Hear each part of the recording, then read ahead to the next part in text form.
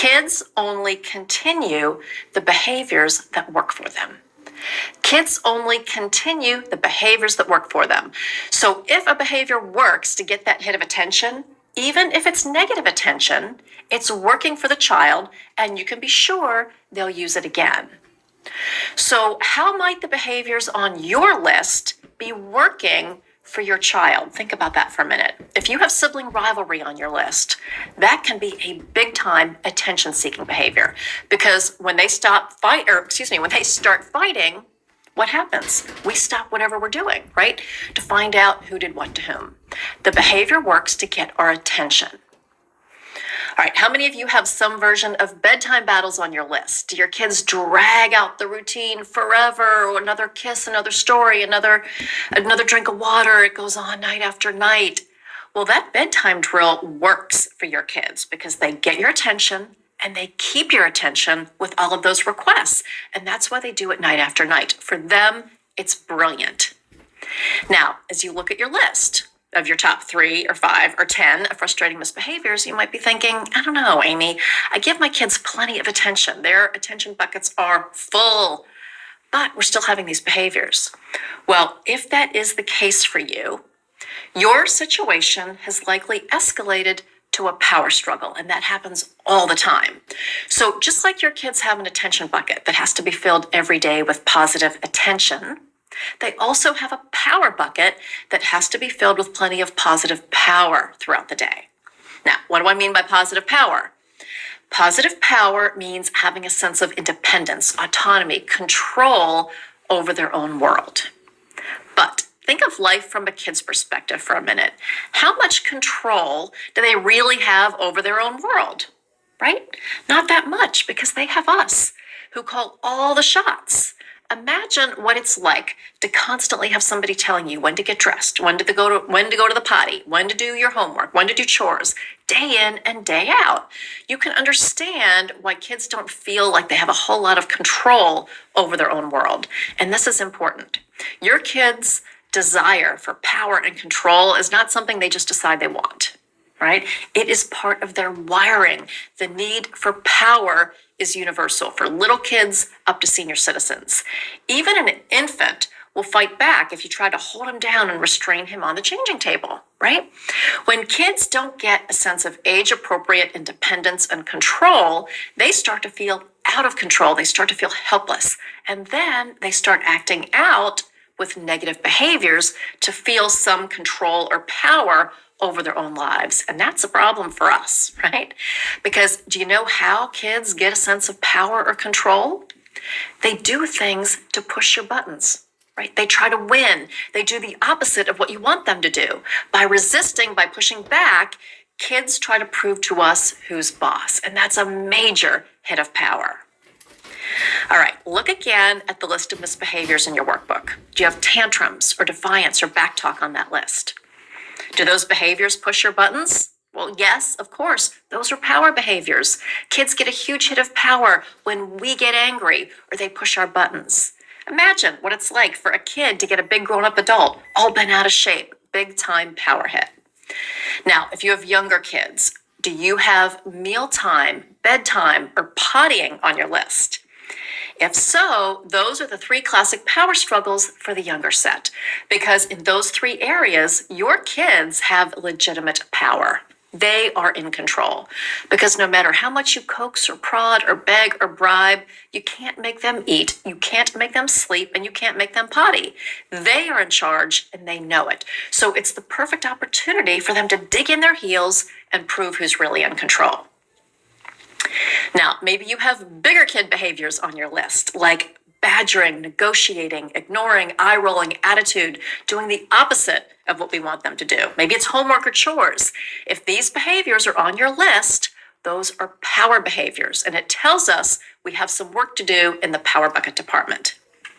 Now, speaking of the power bucket, here's the thing that is most frustrating and the one thing that most parents never even consider, and that's this.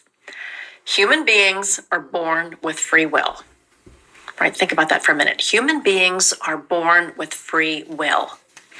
We know that intellectually, but what does it mean for your kids' behavior? Well, it means that whether your child is 18 months old or 18 years old, the decision on whether or not to behave, to listen, to cooperate, to do the right thing, it's always their choice. We think we can make our kids behave. We think we can demand compliance and make them submit to our will. And yes, you can do that temporarily, but it's never a sustainable strategy. The fact is, your people have free will. And in the end, that decision to behave, to listen, to cooperate, to do the right thing, it's always their choice. And that is so super frustrating because you're the parent. You're bigger, you're stronger, it's your house, you make the rules. But your child has free will, and in the end, it's always their choice. So where does that leave us? Well, for most parents, it leaves us in this endless cycle of power struggles because for most parents, their go-to strategies are all about making their kids behave, right? Most parents start with timeout and counting 1, 2, 3, and that may work at first, but it's never sustainable, especially with strong-willed kids. I mean, have you ever tried to keep a kid in timeout who has no intention of staying there? And what do you do when they're 13 or 14? If these strategies aren't working for you, please take comfort in knowing it is not you and it's not your kid. These tactics work against the child's need for power, against the way they're naturally wired, and that's why it feels so difficult. And that's why the child will always eventually fight back. And when they do, parents then usually resort to punishment to make their kids behave. Parents think that the threat of something really bad is going to deter that behavior from happening next time. But the opposite is actually true, and I'll explain why. First, punishment and discipline are totally different animals. From a positive discipline perspective, we define punishment as any tactic that causes the child to feel blame, shame, or pain. That could be physical or that could be emotional. Blame, shame, and pain punishment can certainly stop the behavior in the moment because the child's afraid of you, right? So basically, you force the child into submission by overpowering her with fear. But the problem is, it doesn't create long-term behavior change because when a child is exposed to blame, shame, and pain punishment, her natural reaction is to shut down. It's like a wall goes up so she can protect herself. And when that happens, there's no learning going on. The other big problem with blame, shame, and pain punishment is that it teaches kids to get really good at lying. And that makes sense because if you're a kid and you know that blame, shame, and pain is coming, of course, you're going to lie to try to get out of it. It's a perfectly reasonable response. With blame, shame, and pain punishment, we set up an environment that almost guarantees that kids will lie. And then we get furious at them for lying. It's craziness. Jane Nelson, who is the author of the Positive Discipline series, I think says it best.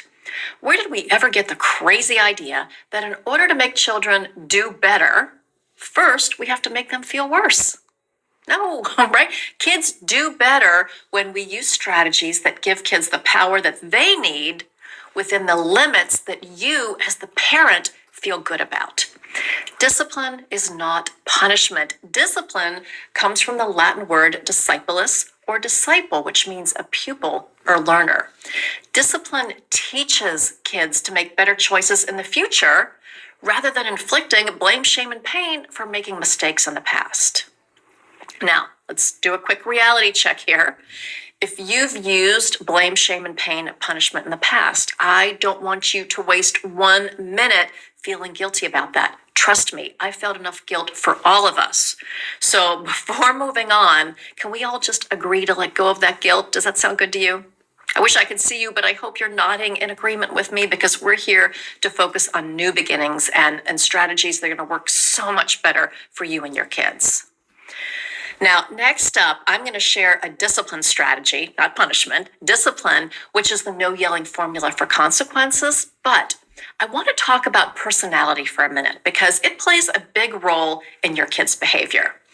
Now, you may have a strong-willed or a powerful child or a laid-back child, and their personalities and their temperaments certainly play a role in their behavior. However, that's not the full story.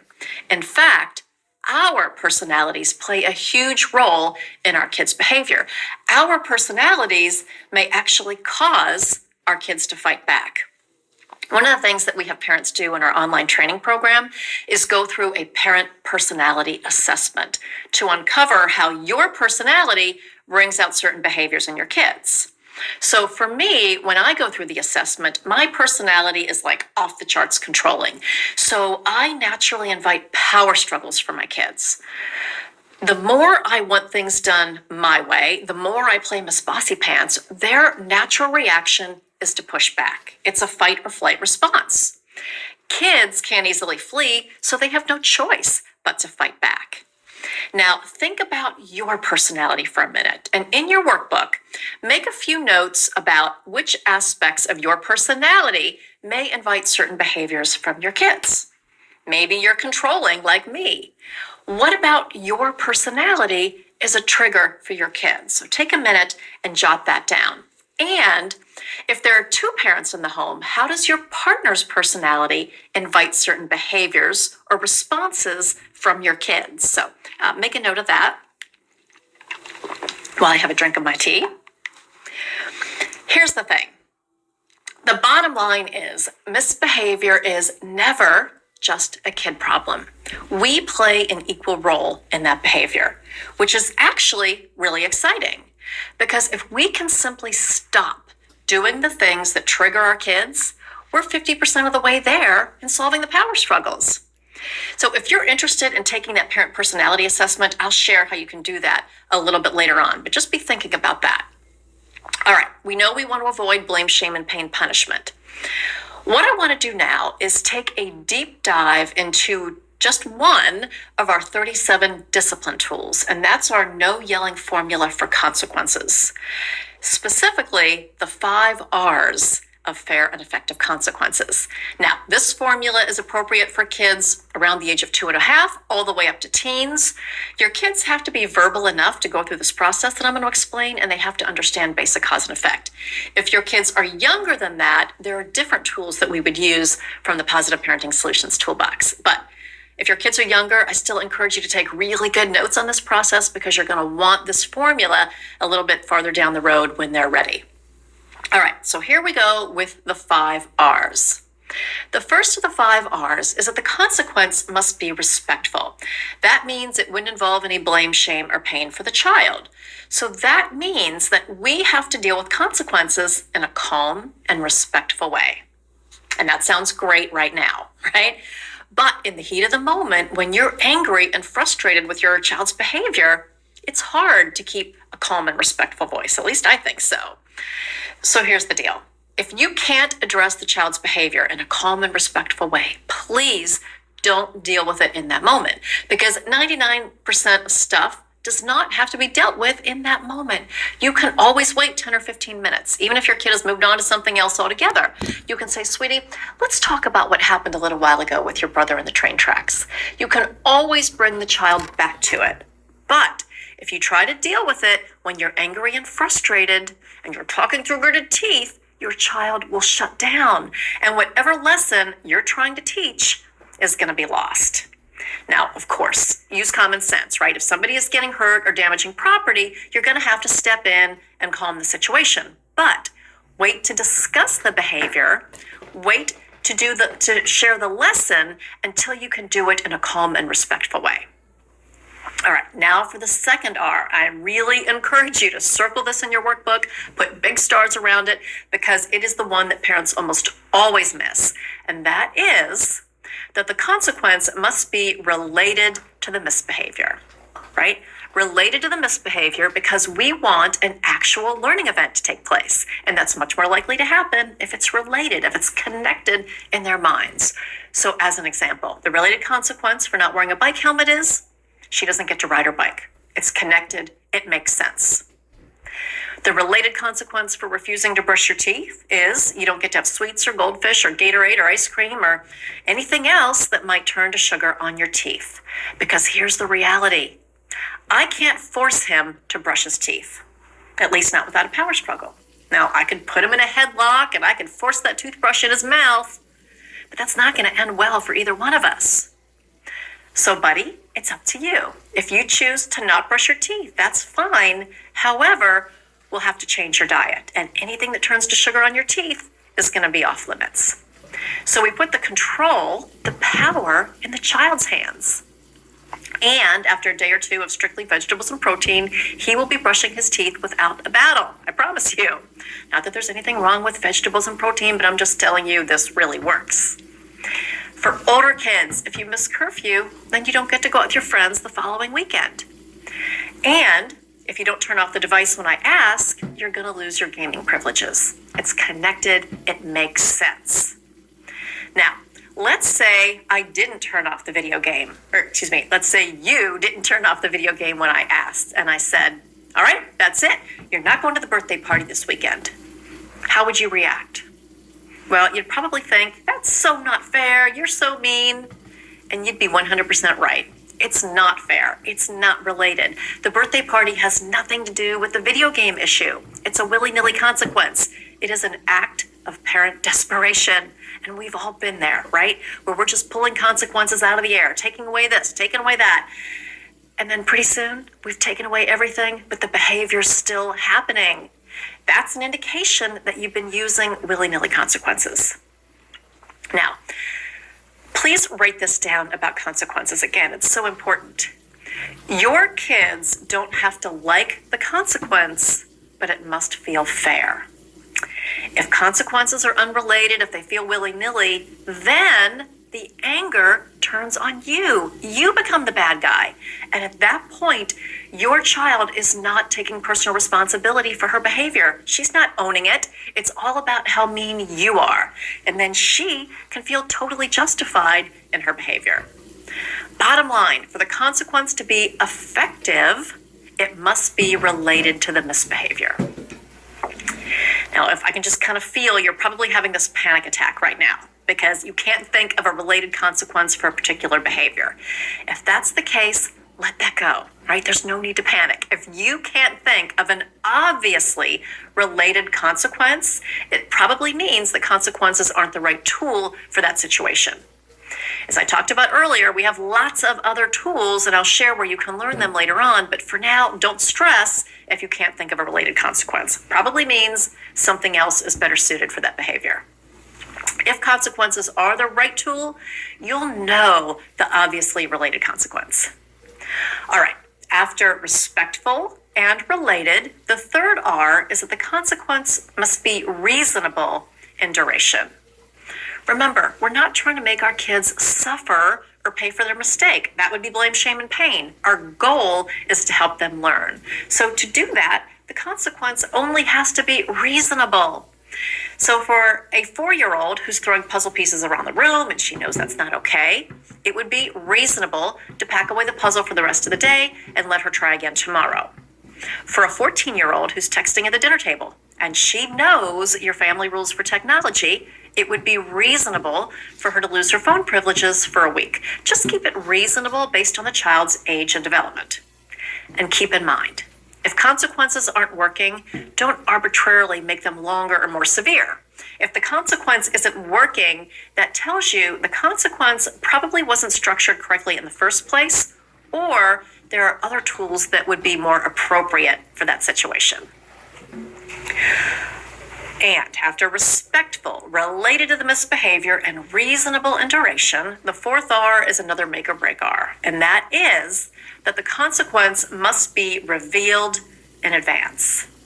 Revealed in advance so your child has the power to make a choice between the appropriate behavior and the consequence. When she knows ahead of time what you expect, and exactly what the possible consequence will be, well, then she has the power to determine how things work out for her.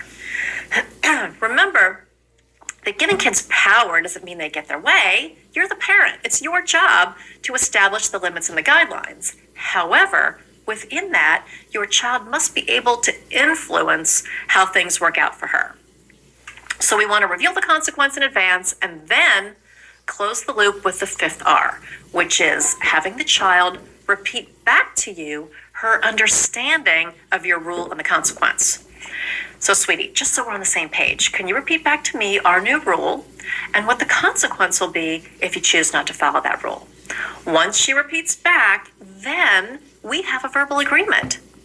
And then if I have to follow through and implement the consequence, there will be no surprises because she knew the deal, and I confirmed that by having her repeat back to me. Now, for those of you with younger kids, you can still use this process. You're just going to use very simple words and short sentences, just like you talk to them now. But as long as they're verbal enough, this process will definitely work for you.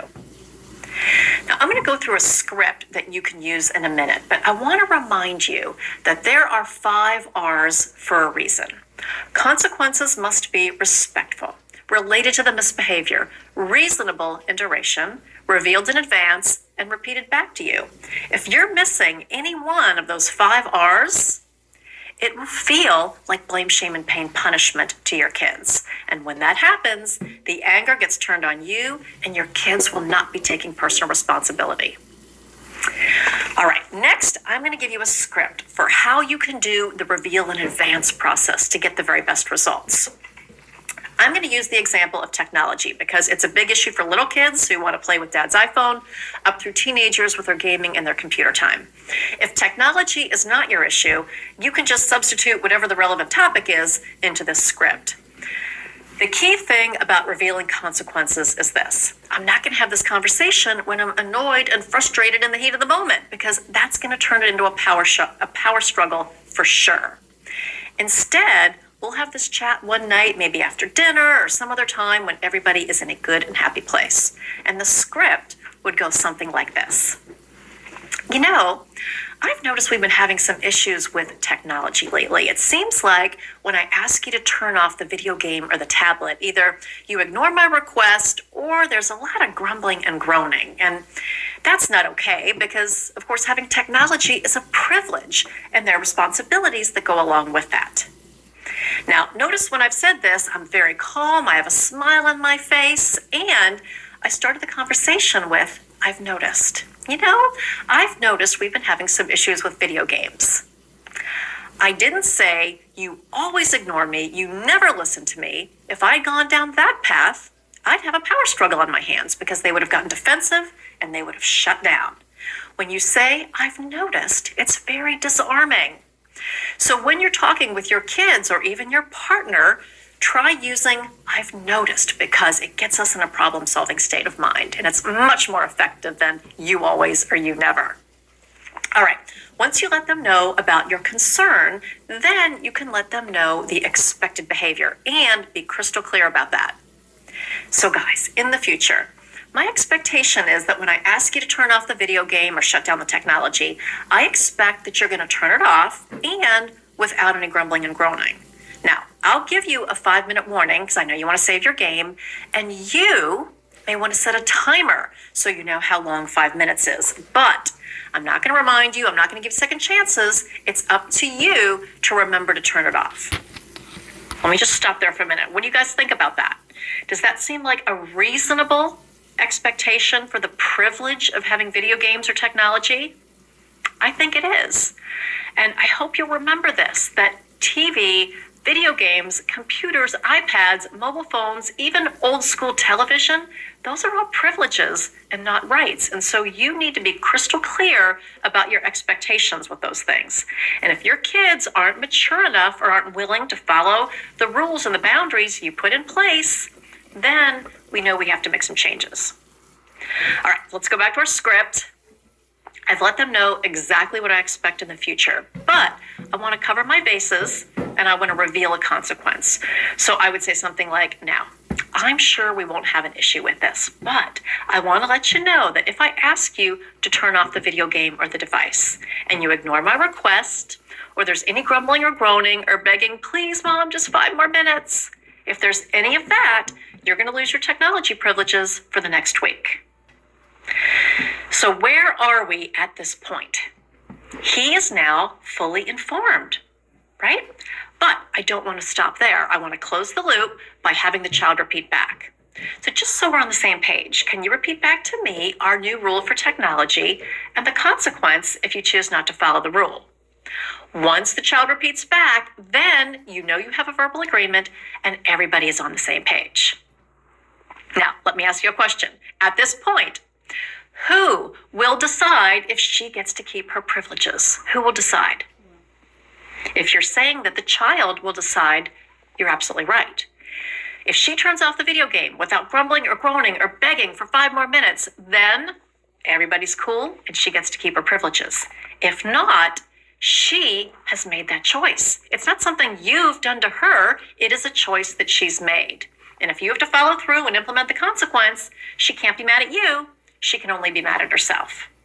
Now, you and I both know that she'll probably be mad at you and try to take it out on you, but that's okay. That will happen as you start this process. But you know you've laid the groundwork using the 5 R's, and you can let any fussing or complaining go in one ear and right out the other. Can you see how empowering this process is for both parties? You're the parent. You establish the rules and the consequences. You have that power. But she also has the power to influence how things work out for her. That's why this is so empowering, because she has power within boundaries that you feel comfortable with. It really is a win-win. Now, let's talk about a few situations that might come up, because I want you to be prepared for anything. So what if you reveal the consequence in advance, but the child won't repeat back? What do? Well, if that happens, it tells you 2 really important things. First, in this example that I just gave, if he won't repeat back, that tells you that he's clearly not mature enough for the privilege of having video games or technology. And as the parent, you would be well served to pack up the video games for 3 months or 6 months until he can grow in maturity. It's not a punishment. It's simply a matter of, to enjoy certain privileges, you have to demonstrate a certain level of responsibility. It's like driving a car or anything else. The second thing it tells you, if he won't repeat back, it tells you have a whopping power struggle on your hands. And I can pretty much guarantee it's not about the video games. It's about proving to you who's really boss. And if you're having power struggles in this area, I can pretty much guarantee that you're having power struggles in other aspects of your day. Maybe it's your morning routine, bedtime, chores, homework, mealtime. Because power struggles are typically not isolated in one area. If you have them in one area, you'll likely have them in others as well. All right, here's another what-if scenario. What if you reveal in advance? The child repeats back, but then he still makes a poor choice. What are you going to do? Well, first know that that's going to happen from time to time, right? Because they're kids, they're learning, and they're going to make mistakes. And when they do, you're going to keep your promise and follow through and implement the consequence. And this is important. If you're not willing to follow through and implement that consequence, please don't even put it out there. Because if you don't follow through, it's only going to prove to your kids that you're not to be taken seriously. Why should they listen to you? But you're not that kind of parent. I know that. You are going to follow through. And how you follow through makes all the difference in whether or not you have a power struggle on your hands. When you follow through, it is essential that we avoid I told you soing. I told you soing would sound like this. Well, young man, you knew our rule for video games, and you knew that if you didn't turn off the video game when I asked, you were going to lose your privileges. So don't get mad at me. You did this to yourself. Can you hear that I told you so tone in my voice? What I did was heap on a bunch of blame, shame, and pain, and I ruined a perfectly good consequence. Have you ever done the I told you soing with your kids? I think we all have, because you know what? You did tell them, and you're trying to drive that point home. But all it does is turns the anger on you, and that leaves the child perfectly justified in his behavior and his attitude. So as hard as it is, we're going to zip our lips on the I told you so's and implement the consequence with respect and dignity. All you have to say is, gosh, I see you chose to lose your video privileges, but I have confidence you'll make a better choice next time. Doesn't that sound so much better? I see you chose to lose your video privileges, but you know what, sweetie? This is a learning opportunity, and I know you'll make a better choice next time. Is he happy about the fact that he lost his video privileges? No, of course not.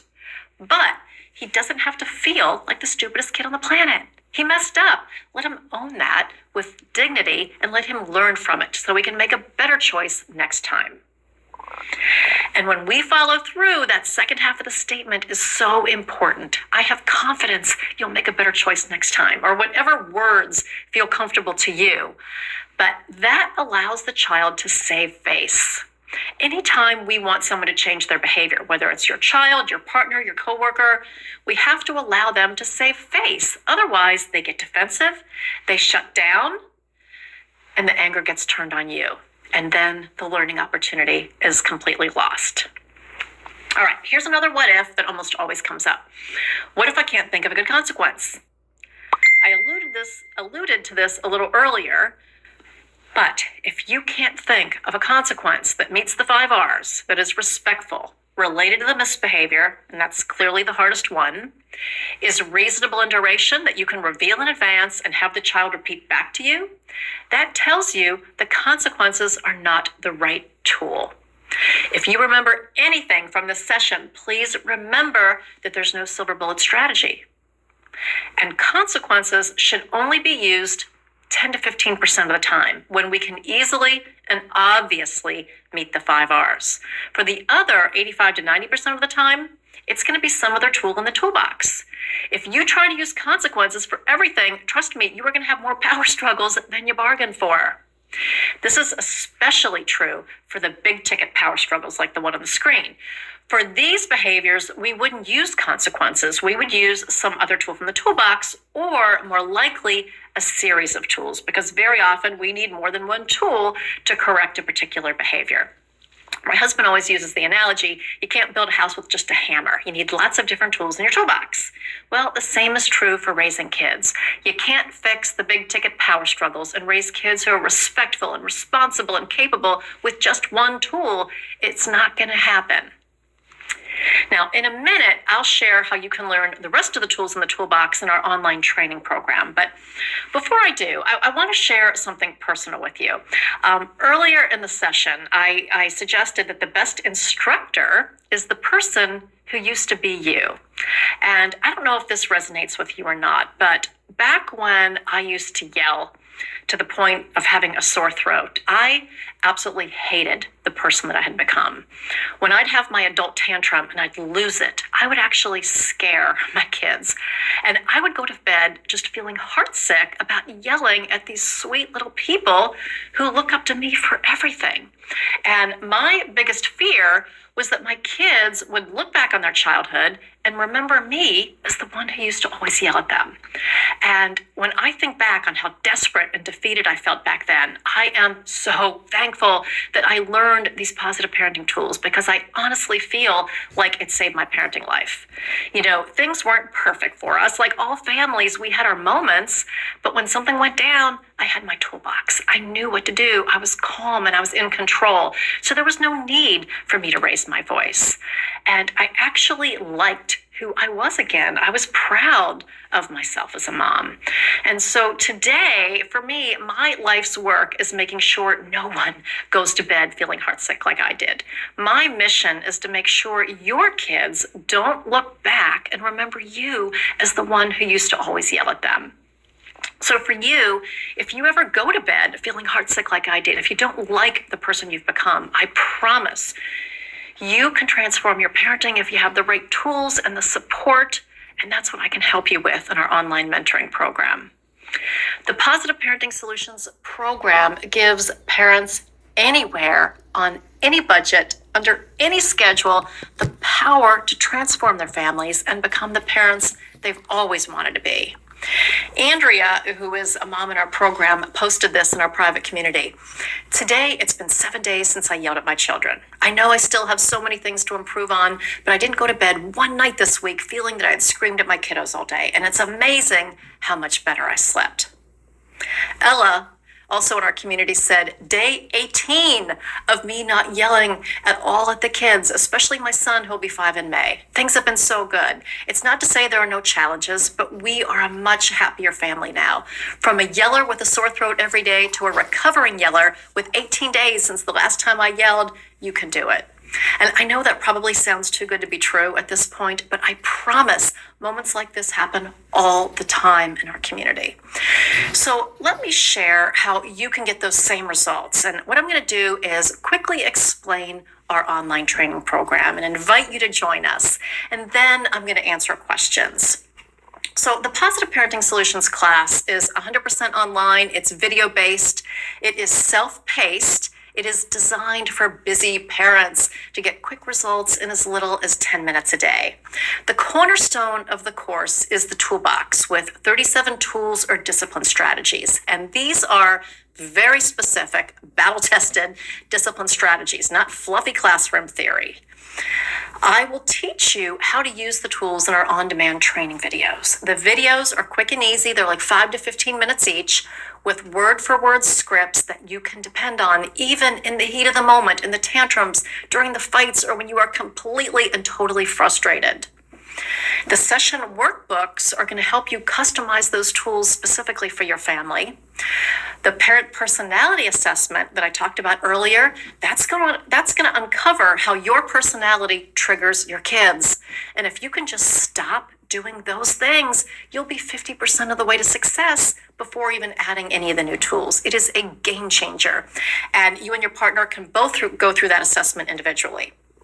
You'll also have more than 25 advanced training modules, and these are for the most stressful parenting challenges. So whether it's bedtime battles, morning dawdling, chores, homework, mealtime, bullying, ADHD, anxiety, getting your partner on the same parenting page, you'll have a roadmap for all of those big ticket power struggles.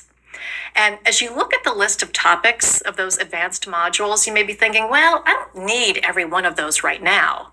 But you may in 6 months, or 2 years, or 10 years. And that's why we give you lifetime access. So this is your roadmap for whatever you're facing right now, up through the teen years. This will be the last parenting resource that you'll ever need. Now, the course is self-paced, but you don't have to go it alone. So when things get tough, you can get one-on-one help from me in our Ask Amy group coaching calls. You can join the Ask Amy calls as often as you'd like for an entire year, and you'll get personalized advice from me in real time, and you'll learn from the action plans that I share with other parents on the call. If you can't get on a live call, the coaching calls are also broadcast via Facebook Live in our private community, so you can go back and watch those later. And there's also a library of years of recorded coaching calls, and you'll have access to all of those. You can search for them by topic for whatever issue you're struggling with. You'll also have 24/7 access to our private Facebook community. These parents have been in your shoes, and like you, they're committed to raising their kids in healthy, positive ways, and they will wrap their arms around you and they will support you every step of the way. Now, I know that's a whole lot of resources, so what I want to do is just simplify things and break it down for you into our 3 levels of enrollment, which are bronze, silver, and gold. So don't even worry about bronze because I'm going to give you an invitation to get a free upgrade to the next level when you enroll. So let's start with what's covered in the silver enrollment. When you enroll at the silver level, you'll have 24/7 immediate access to the 37 discipline tools in the toolbox, the 49 on-demand training videos where I teach you how to use the tools, the customizable workbooks for every session, the parent personality assessment, the 25 advanced training modules, and we're always adding new ones to that list. You'll have lifetime access and our interactive mobile app for learning in your car, in waiting rooms, wherever you are on the run. You'll have the course with you. Gold members enjoy everything in silver that I just mentioned, plus you'll have offline course access. So you can download the sessions right to your device and listen without Wi-Fi and without data charges. You'll have the Ask Amy group coaching calls for a full year as often as you'd like. You'll have lifetime access to our library of recorded Ask Amy coaching calls and 24/7 private access to our gold members only Facebook community. And all of these, everything in gold and silver are listed in your workbook as well. Now, I mentioned a special invitation because you're here in this session and I know you want to start seeing results now. So we invite you to take advantage of a 10% discount and a free upgrade to the next level for anyone who enrolls in the next 24 hours. So the way it works is you can pay 10% off the bronze price and get a free upgrade to silver, which that works out to 12 payments of $19.99, or you can make one payment of $199, and that pricing is in US dollars. Or you can pay 10% off the silver price and get an automatic upgrade to gold. And the price on that would be 12 payments of $24.99 or one payment of $249, again in US dollars. Once you pay for the course, you'll never be charged again, and you'll have lifetime access. The course is also backed by our 100% 30-day happiness guarantee. So if for any reason you're not happy with the improvement in your parenting, we'll refund your money, no questions asked. So to enroll, it's super easy. Just click on the Get Started Now button on your screen. Mobile users, you may have to scroll down or hold your phone up and down in portrait mode to see that. When you click on the button, that'll take you to the pricing page. Once you're on our pricing page, scroll down and click here to get to the 10% off the bronze price and the free upgrade to silver, or click here to get the free upgrade to gold. And that upgrade will happen automatically for you. Then pick your payment choice, one payment or 12 smaller payments. With either plan, you'll have